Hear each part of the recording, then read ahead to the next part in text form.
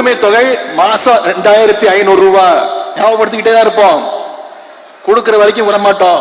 லட்சம் கோடி கடத்த வச்சுட்டு போய்க்கிறானே, அவன் கடத்த அடிக்கிறதா 1000 ரூபாய் வந்து அரசாங்கம் வந்து 3 மாசம் ஆகல 1 மாசம் ஆகலையே, அந்நேரத்துக்கு 1000 ரூபாய் போடுன்னு எதிர் சீட்ல உக்காந்து விஜய் ஆண்டா நீ கொச்சல் பண்ணிக்கிற. நீ ஒப்பனுக்கு சொல்றதானே அந்த அறிவே அல்ல, ஒப்பனுக்கு சொல்றதானே இன்னைக்கு மட்டும் வந்து உக்காந்துக்கிற எதிர் சீட்ல. எங்கடா ஜெயிச்சினியா? நீ வரையே முடியாதுடா டேய்.